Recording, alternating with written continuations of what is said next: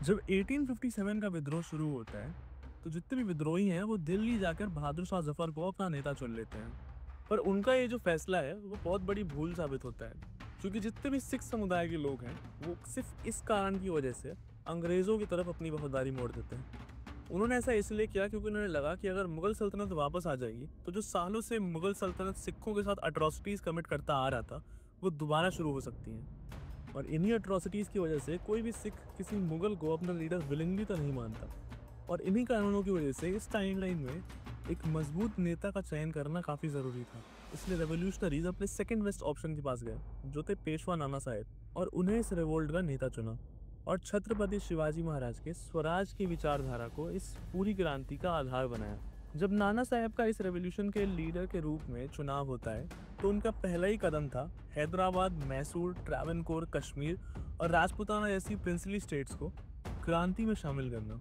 साथ ही उन्होंने external support जुटाने के लिए रशिया और फ्रांस से बात करनी चालू करी, जो उस वक्त ब्रिटेन के राइवल्स थे। और ऐसा भी नहीं था कि उन्होंने इससे पहले किसी फ्रीडम मूवमेंट को सपोर्ट नहीं किया हो, क्योंकि फ्रांस के लोगों ने अमेरिकन वॉर ऑफ इंडिपेंडेंस में अमेरिकियों का साथ दिया था ब्रिटिशर्स को अमेरिका से भगाने में, तो उसी तरीके से वो हमारा भी साथ दे सकते थे। और क्योंकि मराठाओं के संबंध फ्रांस से काफ़ी अच्छे थे और वो पहले भी फ्रांस के साथ अलायंस में रह चुके थे ब्रिटिशर्स के अगेंस्ट, तो इस बात की प्रोबेबिलिटी काफ़ी ज़्यादा थी कि वो अंग्रेज़ों के विरुद्ध नाना साहेब का सपोर्ट कर देते। और रशिया भी जो है वो हाल फिलहाल में क्राइमियन वॉर हारा था अंग्रेज़ों से, तो हो सकता है कि अपनी हार को अवेंज करने के लिए इस क्रांति को सपोर्ट कर देता। और साथ ही साथ जो रीजनल प्लेयर्स हैं जैसे नेपाल और बर्मा के किंगडम्स, नाना साहेब इनके साथ भी अलायंसेस फॉर्म करने की कोशिश करते हैं। अब जब तक नाना साहेब डिप्लोमेटिक मैटर्स को हैंडल कर रहे थे, तात्या तोपे और बख्त खान को मिलिट्री ऑपरेशंस का जिम्मा सौंपा जाता है। और नाना साहेब के साथ साथ तात्या तोपे भी दिल्ली की ओर रवाना हो जाते हैं और दिल्ली को फोर्टिफाई करने में जुड़ जाते हैं। और दिल्ली के पास ही बुलंदशहर के गुजरों ने, जिन्हें ओरिजिनल टाइमलाइन के हिसाब से इंपीरियल गैजेट ऑफ इंडिया ने ब्रिटिशर्स का सबसे खतरनाक राइवल बताया है 1857 के रिवोल्ट में, उन्होंने मेरठ के बागियों और झांसी की सेना के साथ मिलकर पहले बिजनौर, फिर मेरठ और फिर ग्वालियर पर अटैक किया और ग्वालियर के किले को जीतकर क्रांतिकारियों के हवाले कर दिया। वहीं रेवाड़ी के राव तुलाराम जी, जो अहीर कम्युनिटी से बिलोंग करते थे, उन्होंने 5000 सैनिकों की एक वॉलंटियर फोर्स तैयार की और एक वर्कशॉप भी सेटअप की जहां क्रांतिकारियों के लिए गन्स और वेपन्स मैन्युफैक्चर किए जाते। उन्होंने इस वर्कशॉप की मदद से रेवाड़ी के आसपास के रीजन्स में काफी क्रांतिकारियों को वेपन सप्लाई किए। और जब ये सब चल रहा था तब बख्त खान और तात्या तोपे दिल्ली में बैठकर बंगाल को कैसे लिबरेट करना है उसका प्लान डेवलप कर रहे थे। इस ऑफेंसिव के लिए वो मुगल जनरल मिर्जा खिजर को चुनते हैं और उसके अंडर 9000 इन्फेंट्री, 400 कैवलरी के साथ 3000 की वॉलंटियर फोर्स बंगाल की तरफ रवाना होती है। पर दिल्ली से निकलते ही इनका सामना होता है हेनरी डब्ल्यू बर्नार्ड के साथ, जिसके पास 2000 इन्फेंट्री और 500 कैवलरी थी। इन दोनों ही सेनाओं के बीच एक भीषण युद्ध होता है और अंत में रेवोल्यूशनरी आर्मी जो है वो इन्हें अपने न्यूमेरिकल एडवांटेज की वजह से आराम से हरा देती है। इस जीत की वजह से भारत में एक स्ट्रॉन्ग मैसेज जाता है और बाकी न्यूट्रल प्रिंसली स्टेट्स भी रेवोल्यूशन को धीरे धीरे ज्वाइन करने लग जाते हैं। सबसे पहले जो प्रिंसली स्टेट्स इस रेवोल्यूशन को ज्वाइन करते हैं वो होता है राजपूताना और बलूच के किंगडम्स। और ये किंगडम्स अपने आसपास की टेरिटरी को धीरे धीरे कर कब्जाना चालू करते हैं और इन्हें री करने के लिए दिल्ली से तात्या तोपे और झांसी से रानी लक्ष्मीबाई अपनी अपनी सेनाओं के साथ इन किंगडम्स की तरफ बढ़ने लगते हैं। वहीं बंगाल के रास्ते में जनरल मिर्जा खिजर को बिहार और उड़ीसा के रीजन्स के रेवोल्यूशनरीज ज्वाइन करते हैं। और जैसे ही उन्हें पता चलता है कि दानापुर में एक क्रांति हुई है, वो अपना रूट चेंज करके दानापुर की तरफ मुड़ने लग जाते हैं, जहां पर स्टेशन ब्रिटिश गैरिसन ट्रुप्स को हराने के बाद बिहार और उड़ीसा को भी अपने कंट्रोल में ले लेते हैं और कुंवर सिंह और विश्वनाथ सहदेव के हाथों उन रीजन्स का कंट्रोल सौंप कर आगे बढ़ जाते हैं। जहां एक तरफ रेवोल्यूशनरीज बिहार और उड़ीसा को लिबरेट कर रहे थे, वहीं पंजाब के रीजन से दिल्ली की तरफ जनरल जॉर्ज एंसन अपने 6000 सैनिकों के साथ दिल्ली पर ढाबा बोल देते हैं। इस सीज को काउंटर करने के लिए बख्त खान अपने 12000 सैनिक और 10,000 वॉलंटियर्स को इकट्ठा करते हैं और जॉर्ज एंसन की सेना के साथ एक भीषण युद्ध करते हैं। एंसन इस सीज को नहीं जीत पाते और दिल्ली का ये सीज फेल हो जाता है और अब ऑलमोस्ट पूरा ही नॉर्थ इंडिया रेवोल्यूशनरी से कंट्रोल में आ जाता है। और इसी वजह से कश्मीर के राजा अपनी अंग्रेजों के साथ जो अलीजेंस थी उसे डिनाउंस करते हैं और यूनियन का हिस्सा बन जाता है। इस क्रांति में शामिल होने के लिए वो अपने 2000 सैनिकों को तुरंत दिल्ली की तरफ रवाना कर देते हैं। जब तक मिर्जा खिजर की सेना बंगाल पहुंचती, वहां already 34th Bengal infantry regiment के सिपाहियों ने रिवोल्ट कर दिया था और उन्हें चिटागोंग के ब्रिटिश ट्रेजरी को भी अपने कब्जे में ले लिया था। और साथ ही साथ जितने भी जेल में कैदी थे उन सबको आज़ाद कर उन्हें भी इस क्रांति में शामिल कर लिया था।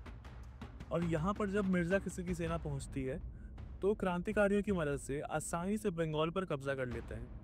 और फिर मिर्जा किस जो है वो बंगाल से भी थोड़ा आगे जाते हैं और बर्मा के किंगडम के साथ एक अलायंस फॉर्म करते हैं और त्रिपुरा के किंगडम को कन्विंस करते हैं कि वो क्रांति को ज्वाइन कर लें। और जो इस लड़ाई के बाद बंगाल की ट्रेजरी उनके हाथ लगी थी, उस वजह से रेवोल्यूशनरीज भारी मात्रा में फ्रांस से आर्टिलरी और गन्स खरीद पाते हैं। और अब जो ये मिर्जा किसर का पूरा कैंपेन था, ये खत्म होने के बाद रेवोल्यूशनरीज के कंट्रोल में बंगाल, बिहार, उड़ीसा, यूपी, दिल्ली और हरियाणा के रीजन्स आ चुके थे। और साथ ही साथ बलूचिस्तान, राजपुताना और त्रिपुरा ने रेवोल्यूशन को ज्वाइन कर लिया था। जिसके बाद नाना साहेब ने 1857 का अंत आते आते इन सभी रीजन्स पर अपना कंट्रोल सॉलिडिफाई करके और इन किंगडम से बातचीत करके एक यूनियन का गठन किया, जहां ऑक्यूपाइड टेरिटरीज पर रेवोल्यूशनरीज का पूरा कंट्रोल था और वहीं बाकी जो प्रिंसली स्टेट्स जिन्होंने हमें ज्वाइन किया था उनके पास अपनी टेरिटरीज को गवर्न करने के लिए ज़्यादा ऑटोनॉमी थी। पर इन सब प्रिंसली स्टेट्स का भी डिफेंस और फॉरेन पॉलिसी के जो मैटर्स होते वो दिल्ली से लिए जाते हैं। इस क्रांति को एक ज़्यादा लोकतांत्रिक रूप देने के लिए दिल्ली के अंदर एक सेनेट का गठन हुआ, जिसमें पेशवा को एक सेरेमोनियल हेड की भूमिका में रखा गया और हर प्रोविंस और प्रिंसली स्टेट से इलेक्टेड रिप्रेजेंटेटिव्स उस सेनेट में बैठते थे। और अब से सभी इंपॉर्टेंट फैसले लेने की जिम्मेदारी सेनेट पर दे दी गई। जैसे ही ये सारी चीज़ें फॉर्मलाइज हुई तो नाना साहेब ने यूनियन ऑफ इंडिया का गठन किया, जिसकी बाउंड्रीज बेसिकली नॉर्थ इंडिया और ईस्टर्न इंडिया में फैली हुई थी। इस यूनियन को फ्रांस और रशिया समेत कई यूरोपियन और नॉन यूरोपियन देशों ने रिकॉग्नाइज भी किया। और इसकी न्यूज़ जब ब्रिटेन की बाकी कॉलोनीज पे पहुंची तो वहाँ पर भी क्रांतियाँ होनी चालू हो गई। अब नॉर्थ इंडिया में काफ़ी बैटल्स हारने की वजह से जो ब्रिटिशर्स थे वो कार्नाटिक रीजन की तरफ बढ़ गए और वहाँ पर अपनी पावर को कंसोलिडेट करने लग गए, ताकि वहाँ के जो रीजन्स हैं एटलीस्ट वो उन्हें रिटेन कर पाएँ। प्लस ब्रिटेन ने जो रीइंफोर्समेंट्स मंगाई थी क्राइमिया, चाइना, ब्रिटिश आइल्स और ऑस्ट्रेलिया से, वो धीरे धीरे करके सदर्न इंडिया में लैंड कर रही थी और अंग्रेज नॉर्थ की तरफ एक मेजर ऑफेंसिव प्लान करने में जुट गए। वहीं दूसरी तरफ यूनियन की जो सेना थी वो अपने बॉर्डर्स को फोर्टिफाई करना शुरू कर देती है और कुछ छोटे छोटे रेडिंग पार्टीज साउथ में लगातार ब्रिटिश सप्लाई लाइंस और बेसेस को रेड करते रहते हैं, जिसकी वजह से अंग्रेज़ों का ये ऑफेंसिव जो है वो 2 साल डिले हो जाता है। यानी 1860 तक अंग्रेज एक काउंटर ऑफेंसिव लॉन्च नहीं कर पाते हैं। और इस बीच नाना साहेब रशियन एम्पायर से मिलिट्री एड और एक एक्सपीडिशनरी फोर्स का सपोर्ट पाने में सफल होते हैं। जहां रशियन एम्पायर ने मिलिट्री एड के साथ साथ एक्सपीडिशनरी फोर्स भी भेजी थी, फ्रांस इस वक्त अपनी फोर्सेस को भेजने में असक्षम था, क्योंकि उस वक्त उसके संबंध ब्रिटिश एम्पायर के साथ काफ़ी बढ़िया थे। पर फिर भी इस क्रांति को सपोर्ट करने के लिए फ्रांस मिलिट्री एड के रूप में इस क्रांति को हेल्प करता है। अंग्रेज 1860 से 1862 तक यूनियन पर कई बार अटैक्स करते हैं, पर कोई सिग्निफिकेंट सक्सेस उन्हें नहीं देखने को मिलता। और जब 1862 में रशियन एक्सपीडिशनरी फोर्स और 20,000 रेवोल्यूशनरीज बॉम्बे को लिबरेट करते हैं, तब ब्रिटिशर्स को एक बहुत बड़ा सेटबैक पहुंचता है। और इस वक्त तक ट्रावनकोर, हैदराबाद और मैसूर के जो किंगडम्स थे उनमें भी रिवोल्ट्स होने चालू हो गए थे, जिसकी वजह से अंग्रेज़ों को काफ़ी नुकसान हो रहा था। ऑलरेडी बंगाल जो उनका सबसे प्रॉफिटेबल प्रोविंस था, उसे खोने के बाद अंग्रेज़ों को आर्थिक रूप से ऑलरेडी काफ़ी नुकसान हो रहा था। और जब उनके हाथ से बॉम्बे का भी कंट्रोल चला गया तो ये जो वॉर ऑफ अट्रिशन वो यूनियन के साथ लड़ रहे थे वो धीरे धीरे यूनियन के पक्ष में जाने लगा।